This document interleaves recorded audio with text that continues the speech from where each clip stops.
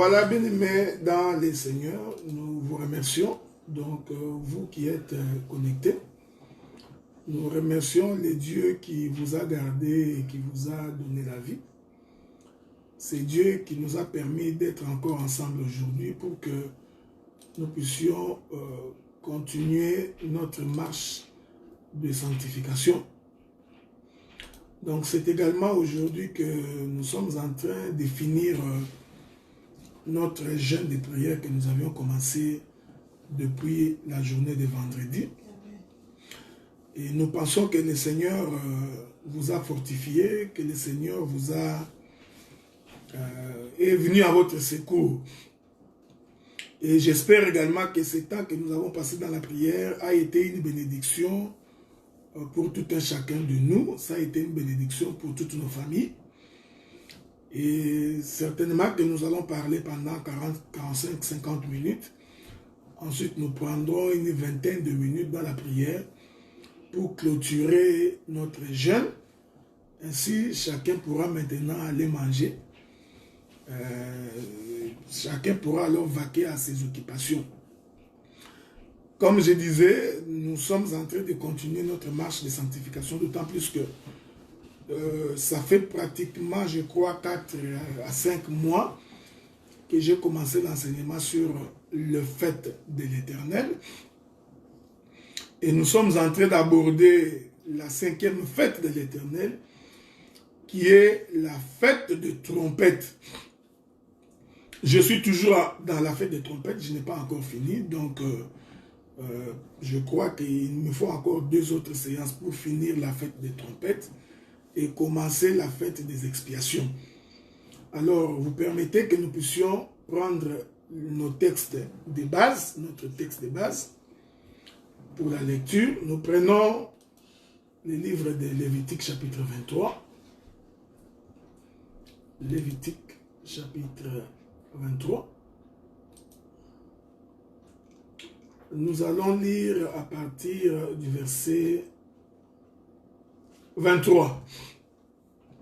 La Bible dit, l'Éternel parla à Moïse et dit, parle aux enfants d'Israël et dit, le 7e mois, le 1er jour du mois, vous aurez un jour de repos, publié au son des trompettes et une sainte convocation. Donc, j'étais en train d'expliquer que la fête des trompettes, en réalité, c'est la fête du repos. En d'autres termes, la fête des trompettes, c'est le sabbat. La Bible dit que l'Éternel créa en 6 jours, et le 7e jour, l'Éternel se reposa. Et le jour du repos de l'Éternel, on l'appela du nom de sabbat.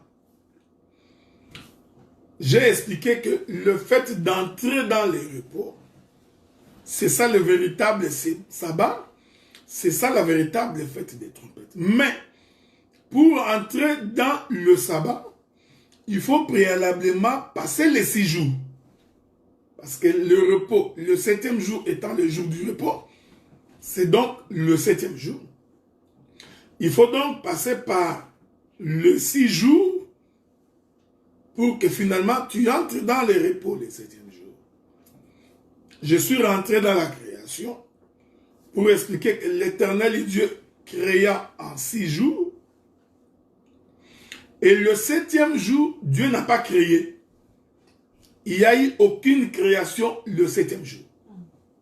C'est très important de comprendre cela. C'est pourquoi vous allez remarquer que dans toute la création, Dieu répète, il y a eu un soir, il y a eu un matin. Prenons le livre de Genèse. Genèse, le chapitre 1er. Je commence par le 4e verset, le 3e verset. La Bible dit, Dieu dit que la lumière soit et la lumière fut. Dieu vit que la lumière était bonne et Dieu sépara la lumière d'avec les ténèbres. Dieu appela la lumière jour et il appela les ténèbres nuit. Ainsi, il y eut un soir, il y eut un matin. C'est fut le 1er jour. Si vous descendez tous les versets, vous verrez qu'à chaque jour de la création, Dieu répétait. Il y eut un soir, il y eut un matin, ce fut le deuxième jour. Il y eut un soir, il y eut un matin, ce fut le troisième jour. Jusqu'au sixième jour. Mais quand nous arrivons le septième jour, c'est le seul jour où Dieu ne répète pas les termes « il y eut un soir, il y eut un matin ». Je prends Genèse chapitre 1er toujours. Le verset 30, il est écrit « Et à tout animal de la terre, à tout oiseau du ciel, et à tout ce qui s'émeut sur la terre, ayant en soi un souffle de vie, je donne toute herbe verte pour nourriture, et cela fut ainsi. Dieu vit tout ce qu'il avait fait, et voici cela était très bon. Il y eut un soir, il y eut un matin, ce fut le sixième jour. Genèse chapitre 2, premier verset. Ainsi furent achevés les cieux et la terre, et toute leur armée. Dieu acheva au septième jour son œuvre qu'il avait faite. Il se reposa au septième jour de toute son œuvre qu'il avait faite. Dieu bénit le septième jour et les sanctifia parce qu'en ces jours, il se reposa de toutes ses œuvres qu'il avait créées en la faisant. C'est le seul jour que l'Éternel ne répète pas le terme « il y a un soir, il y a un matin ». Et c'est le seul jour que Dieu a béni et il a sanctifié. Donc, les jours bénis de Dieu, c'était le septième jour. Non seulement qu'il y bénit ces jours, mais il les sanctifia aussi. C'est pourquoi je vous ai fait remarquer que le repos, en réalité, c'est un jour. C'est pourquoi, dans les livres de Matthieu, nous avons lu avec vous, Jésus dit, « Venez à moi, vous tous qui êtes chargés et fatigués, je vous donnerai du repos. » Donc, Jésus nous faisait comprendre qu'en réalité, le véritable repos, c'est lui. Donc, c'est Jésus qui est le septième jour. C'est lui donc le repos. C'est pourquoi le seul jour que Dieu a béni, c'était le septième jour. Donc, si vous regardez bien, vous allez voir que les jours qui est une bénédiction, c'est le Seigneur Jésus-Christ. Voilà pourquoi, si quelqu'un veut trouver la bénédiction, il faut qu'il rentre dans le septième jour. Donc, c'est dans le septième jour qu'il y a la bénédiction de l'Éternel. Parce que c'est le seul jour que Dieu a béni.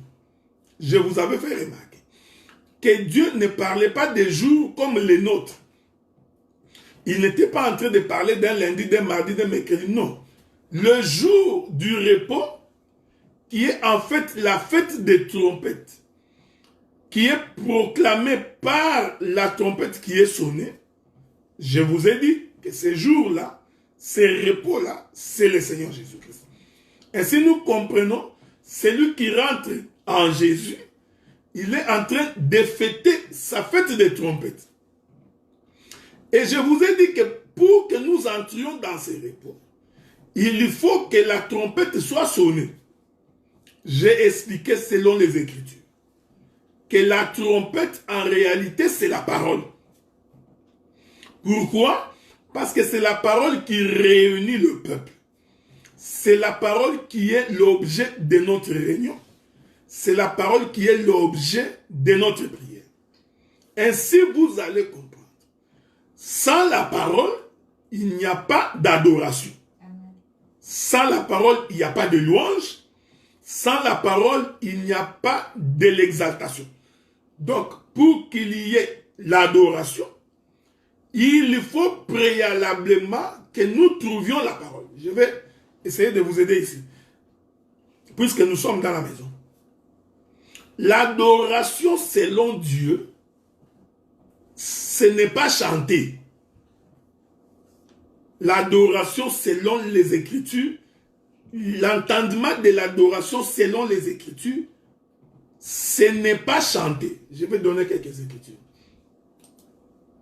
Nous allons prendre quelques Écritures afin que nous puissions bien nous faire comprendre. Prenons le livre de Genèse, chapitre 22, le verset 5. Vous allez comprendre pourquoi j'ai dit l'adoration selon Dieu, ce n'est pas chanter. Est-ce que j'ai dit que chanter, c'est mauvais? Non. Est-ce que je vous ai interdit de chanter? Non. Mais j'ai dit que chanter, ce n'est pas ça l'adoration. Genèse chapitre 22, verset 25. La Bible dit, Abraham dit à ses serviteurs, restez ici avec l'âne, moi et les jeunes hommes, nous irons jusque là pour adorer et nous reviendrons auprès de vous. Est-ce que vous comprenez? Ici, Abraham dit à ses serviteurs que là où nous partons avec le fils, nous partons pour adorer. C'est très important parce qu'Abraham n'est pas allé pour chanter. Est-ce que vous comprenez? L'Éternel Dieu est apparu à Abraham. Il dit à Abraham, prends-moi ton fils, ton unique fils. Tu vas me le sacrifier. Voilà. Donc, Abraham allait à la montagne pour sacrifier le fils. Et il ne sacrifiait pas n'importe quel fils. Il était en train de sacrifier le fils unique. Donc, quand Abraham dit que nous allons à la montagne pour adorer, Abraham nous fait comprendre que le sacrifice du fils, c'est ça l'adoration. Donc, celui qui n'a pas encore accédé au sacrifice du fils, en réalité, il n'adore pas. Voilà pourquoi la Bible dit, Abraham dit à ses serviteurs, je m'en vais à la montagne pour adorer. Donc, l'adoration se passe à la montagne. Et sur cette montagne-là, il faut qu'il y ait les sacrifices. Voilà pourquoi il est écrit dans la Bible. À la montagne de l'Éternel, l'Éternel se pourvoira. Est-ce que vous comprenez ça? Donc, la vraie adoration, c'est d'abord reconnaître l'œuvre de la croix. C'est-à-dire reconnaître que le Fils unique de Dieu a répandu de sa vie pour que toi, tu aies quitté le péché. Donc, celui qui chante, qui danse, mais qui préalablement n'a pas une vie changée et transformée, en réalité, il ne fait pas l'adoration. J'insiste pour que vous compreniez. Ce n'est pas le fait que tu chantes que Dieu est au milieu de nous. Les cieux proclament, ce n'est pas ça l'adoration. Voyez-vous, frère. L'adoration, c'est premièrement reconnaître que le sacrifice du Fils doit être présenté. Voilà pourquoi nous avons des difficultés aujourd'hui. Quand nous voyons des gens qui chantent, mais dont les comportements n'attestent pas qu'ils sont passés par la croix. À ce moment-là, nous disons, leur chant ne constitue pas les chants d'adoration. Est-ce que vous comprenez? Je ne veux pas citer les noms pour que ça ne puisse pas vous énerver. Parce qu'il y a beaucoup de gens qui s'énervent quand nous citons des noms. Lui, il est fanatique de l'homme, mais il n'est pas fanatique de la parole. Mais nous nous enseignons dans cette assemblée pour que vous deveniez les fanatiques de la parole. Amen. Pour que nous tous, nous puissions nous incliner, nous prosterner devant la parole. Amen. Vous comprenez? Donc, la vraie adoration, ce n'est pas chanter.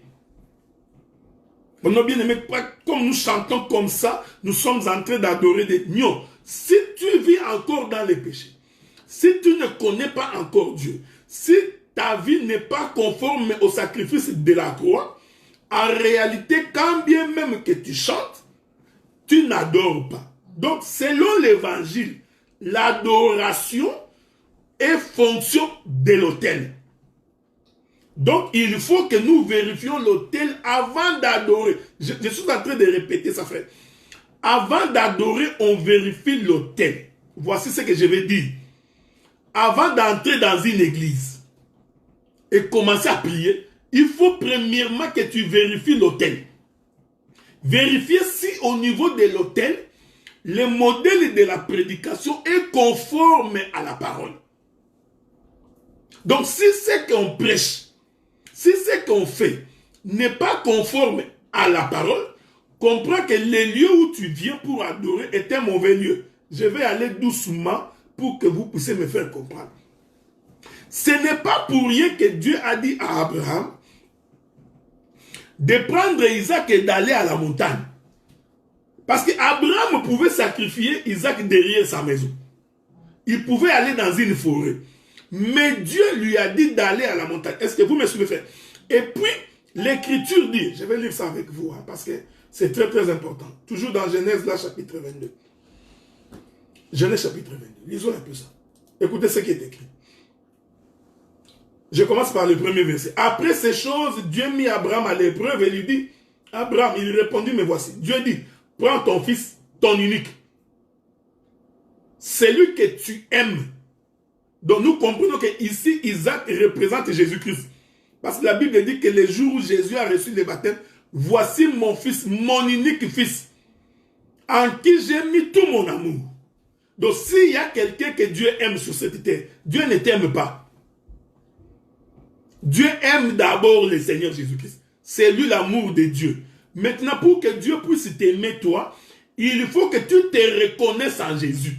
Donc, tant que tu n'es pas dans le corps de Jésus, tu n'as pas l'amour de Dieu. Il ne faut pas comprendre les choses de Dieu comme les francophones. Voyez-vous, Dieu n'aime pas tout le monde. Dieu aime son fils, son unique fils. Voilà pourquoi nous appelons les hommes de la terre à croire en Jésus, devenir membre de son corps. Ainsi, tu vas bénéficier de l'amour de Dieu. Donc, l'amour de Dieu, le vrai amour de Dieu, c'est de t'amener, toi, à croire au Seigneur. C'est de t'amener à croire à l'œuvre de la croix. Donc, tant que tu n'as pas cru à l'œuvre de la croix, tu ne peux pas bénéficier de l'amour de Dieu. Non. Vous comprenez? Donc, Dieu ne t'aime pas parce qu'aujourd'hui, il y a des gens qui disaient, bien-aimé, Dieu t'aime beaucoup, il t'a béni, tu vas avoir le visa d'aller en Italie.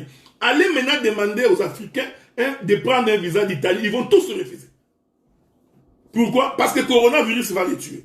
Les gens commencent à refuser maintenant. Maintenant, allez dans les ambassades. Pourquoi les gens ne vont pas? Parce qu'ici, on avait très mal présenté le lieu d'adoration. L'hôtel a été mal bâti. Est-ce que vous comprenez?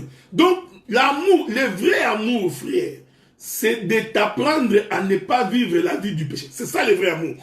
C'est ça l'amour qui t'est. Dieu a tant aimé le monde qu'il a donné son fils unique. Est-ce que vous comprenez, frère? Donc, Dieu n'a pas plusieurs fils. Dieu n'a qu'un seul fils, le fils unique, c'est Jésus-Christ. Maintenant, nous devenons fils de Dieu dans le corps de Jésus. Donc, celui qui n'est pas dans le corps de Jésus, il n'est pas fils de Dieu. Amen. Donc, est-ce que vous comprenez cela?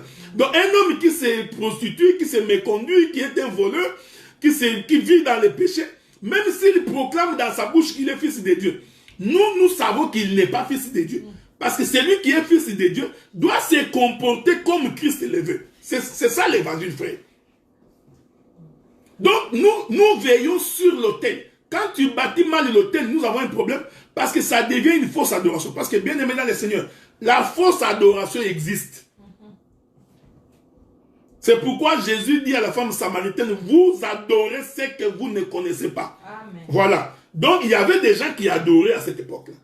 Donc, ce n'est pas que tout le monde que vous voyez chanter, tous ces gens qui sont en train de danser, vous pensez qu'ils sont tous fils de Dieu. Non, ça c'est mal comprendre de l'écriture. Donc, il y a une fausse adoration. Il y a des gens qui adorent, mais qui adorent très mal. C'est pourquoi Jésus dit à la femme samaritaine, vous adorez ce que vous ne connaissez pas. Mais nous adorons ce que nous connaissons. C'est pourquoi celui qui ne connaît pas, il fait une fausse adoration. Donc, la vraie adoration commence par la connaissance. Frère, écoutez, vous m'écoutez. Les sœurs, vous qui me suivez, la prière est fonction de l'autel.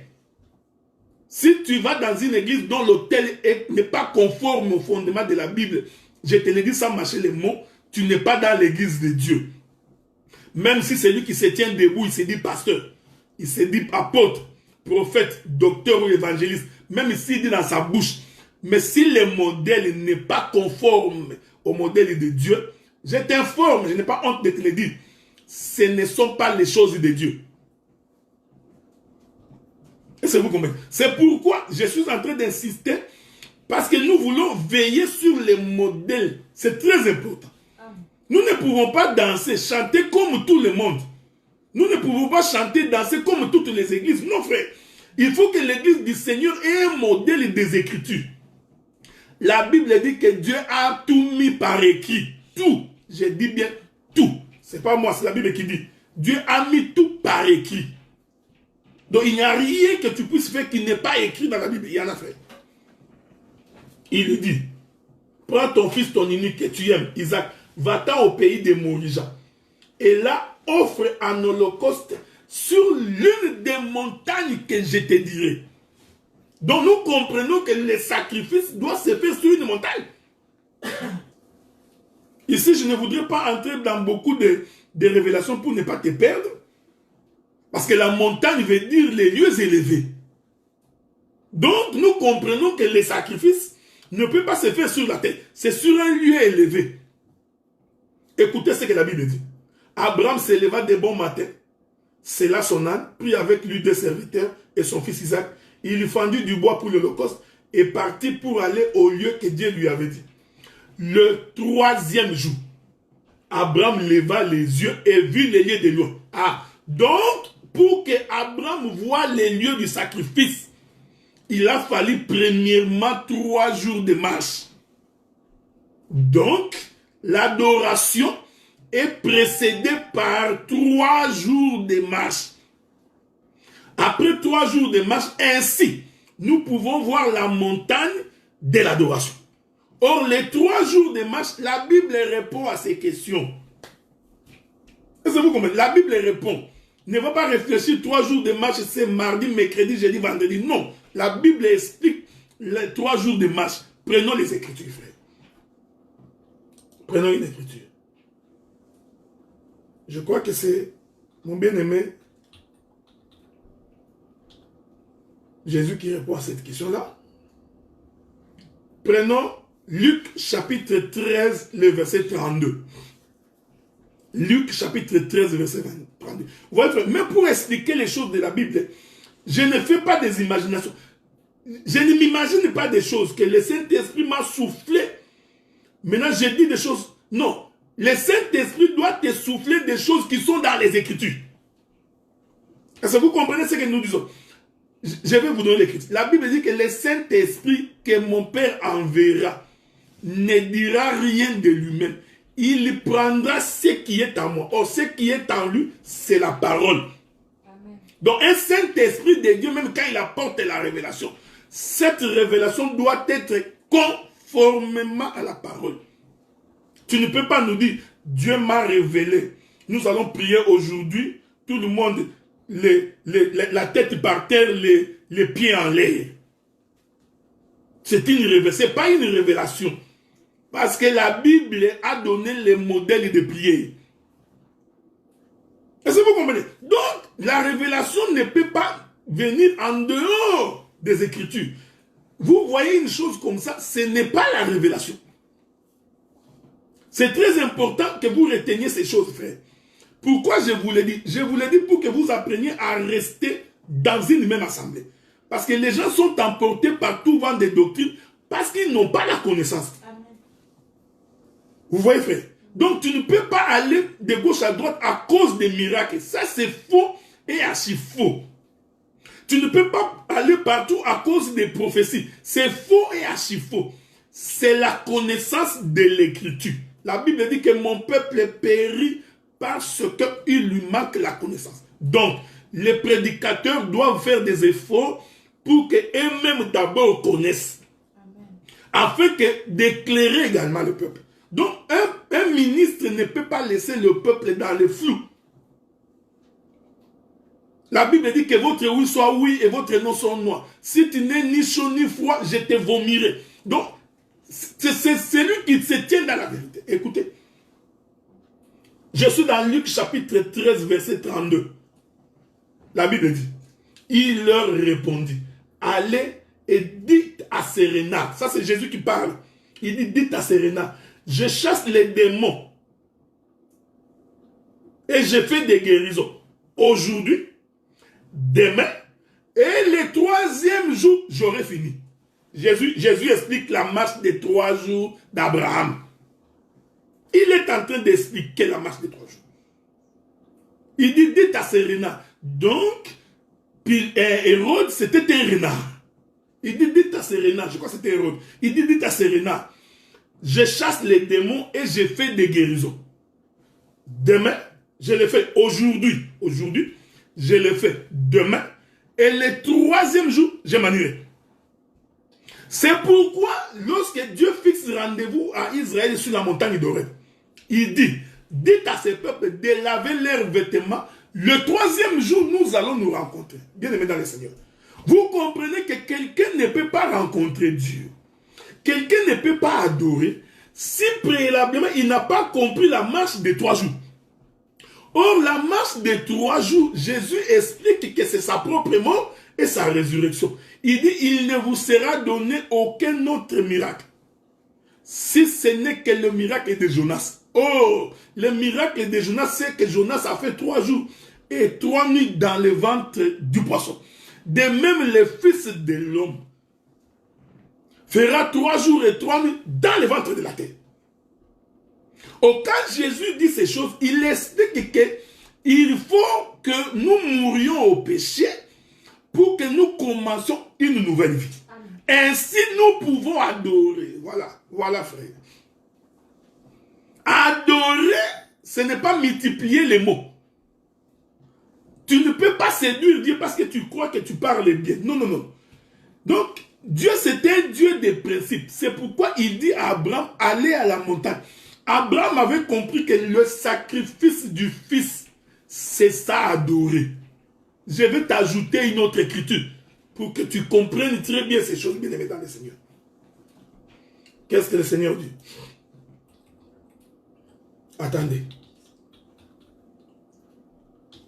Espérons que je vais trouver cette écriture-là dans les livres d'Exode, je crois.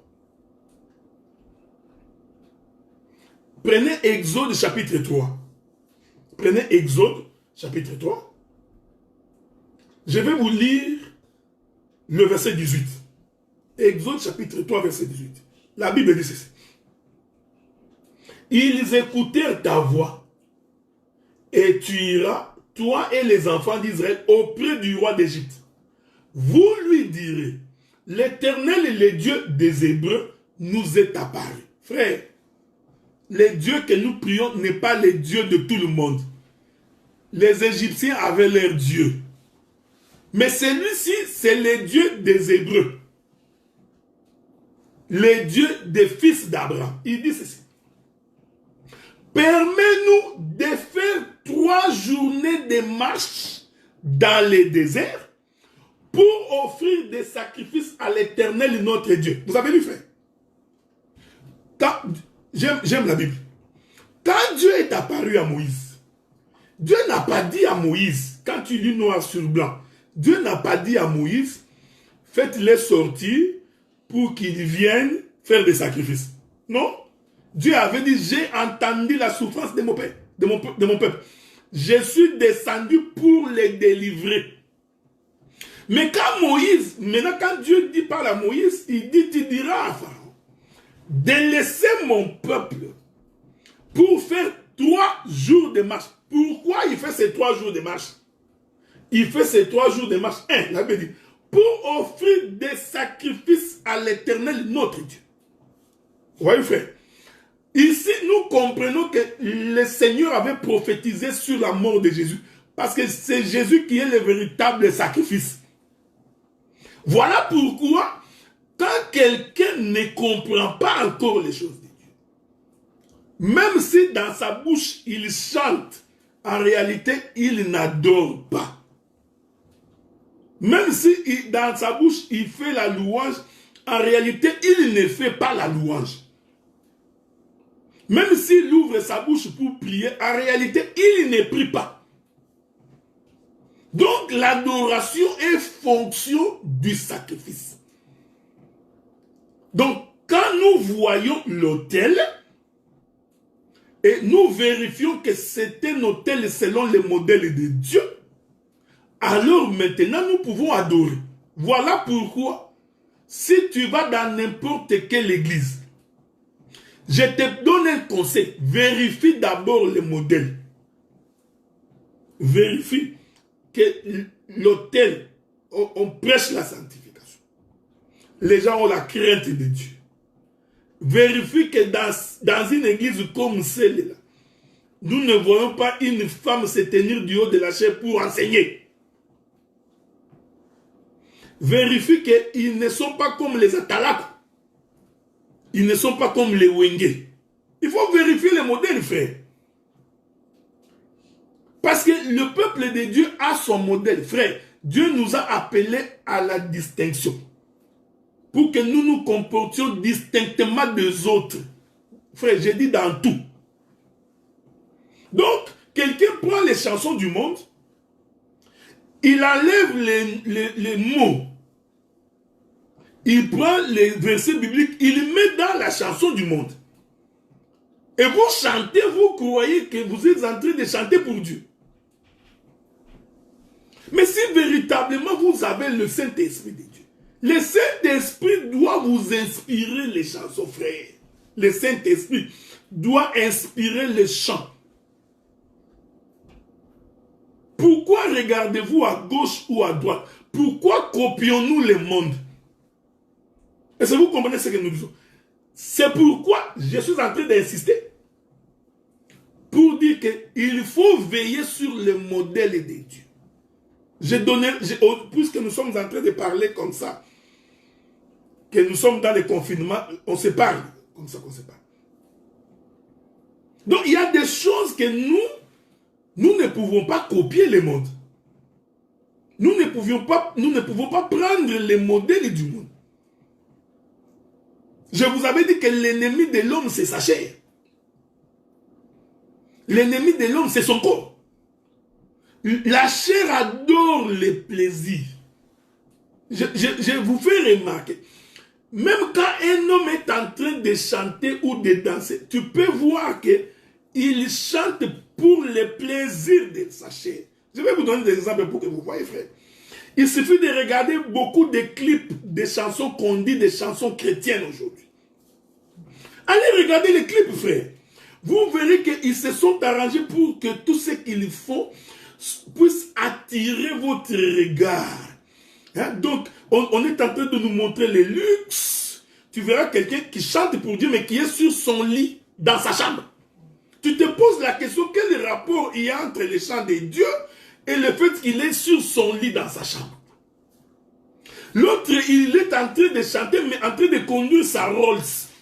Tu te poses la question, mais pourquoi cet homme chantant pour Dieu? Vous voyez, frère, c'est ce que nous appelons ces modèles-là. Ce sont les modèles affériques. Même si la mélodie est bonne, même si les accords, ça te fait bien dans la chair. Mais quand nous nous regardons avec l'œil de Dieu, nous comprenons que ça ne vient pas de Dieu. C'est ce que moi j'appelle, tout le monde est dans les sébènes.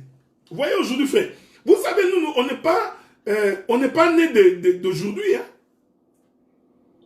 Ah, ça a commencé dans le monde. C'est que comment on appelait ça? J'ai oublié les noms. Donc, dans les albums des mondes, il y avait toujours une portion où on laissait aux Atalaks de faire juste du sébène. Juste du sébène pour que les gens dansent. Ok? Vous allez voir que les gens qui se disent musiciens chrétiens, tous ont copié ça. Ils font rien que du sébène. Frère, non! Les chants de Sion, nous devons écouter la voix de notre Père. C'est-à-dire, quand nous écoutons Sion chanter, frère, non. Quand nous écoutons Sion chanter, il faut que notre âme, notre esprit soit interpellé par le plaisir de notre chair. Il faut que la chanson te touche, que tu sentes que Dieu est en train de... Allez lire les psaumes, frère. Mais lisez les psaumes. On prend même ce que vous appelez généralement chez vous les mabanga. On met dans les chansons de Dieu, dans une église. pasteur est théa, théa, théa, théa, théa. Donc on dit au pasteur, les chantres commencent à dire au pasteur de prêcher. Prêche, prêche, prêche, pasteur, prêche dans les champs. Comme si c'est eux les chantres qui ont mandaté cet homme. Ouais, c'est ce que moi j'appelle un modèle qui n'est pas conforme aux Écritures. Donc l'autel est mauvais. Une église comme ça saute. Si tu tiens à ta vie et à la vie éternelle, dans une église comme ça, tu dois sortir. Bien-aimés dans le Seigneur, si vous ne louez pas Dieu, Dieu est capable de susciter des pierres pour l'adorer. Bien-aimés dans le Seigneur, depuis quand les pierres ont chanté pour Dieu? Depuis quand? Depuis la nuit des temps, depuis Genèse en Apocalypse, je n'ai jamais vu la pierre chanter pour Dieu. Maintenant, tu verras quelqu'un qui prêche comme ça. D'accord, toi, si tu refuses de chanter pour Dieu, Dieu est capable de susciter des pierres. Frère, refuse d'abord. Nous allons voir si Dieu va élever la pierre ici pour chanter pour Dieu. Parce que quelqu'un n'a pas l'explication. Vous voyez ce que j'appelle moi un mauvais autel. Un prédicateur comme ça, il ne connaît pas Dieu. Parce qu'il n'a pas compris. Je descends pour que Maman Karine me comprenne bien. Jésus entre à Jérusalem. Jésus, il monte sur l'âne, il entre à Jérusalem. C'est pendant qu'il était en train d'entrer à Jérusalem que Jésus dit que si vous ne chantez pas pour moi, si vous ne louez pas pour moi, Dieu est capable de susciter des pierres. Jésus est en train de s'adresser aux enfants d'Israël. Il leur dit, vous, Israélites, si vous ne chantez pas pour moi, Dieu suscitera des pierres. Les pierres ici, ce n'est pas les cailloux.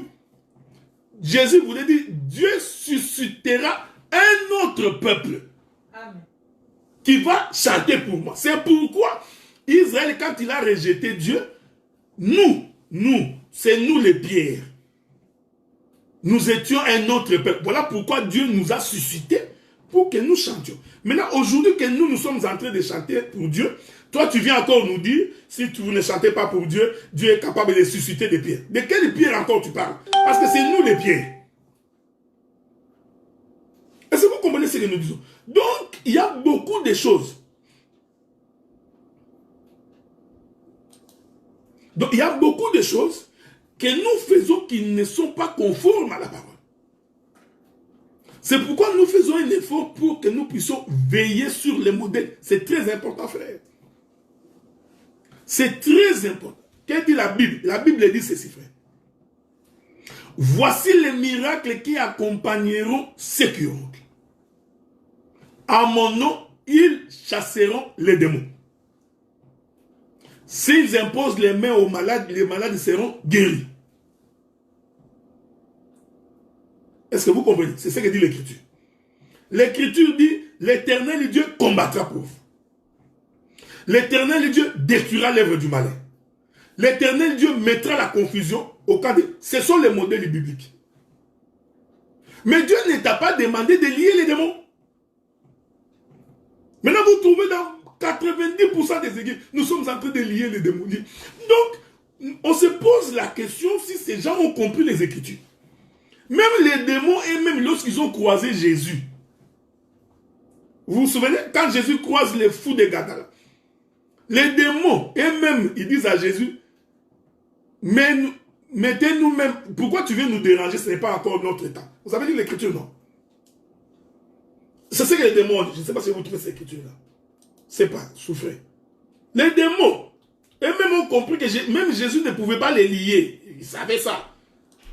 Les démons savent ça, mais les chrétiens d'aujourd'hui, ils ne savent même pas ça que tu ne peux pas lier un démon. Je ne sais pas si je vais trouver cette écriture-là. Je vais la chercher, mais je n'ai pas encore trouvé. Est-ce que vous comprenez? Les démons ont fait la prière. Jésus dit aux démons, quittez, il les a chassés. Sortez de cet homme, entrez dans les brousseaux. Je voudrais bien vous trouver cette écriture-là pour nous.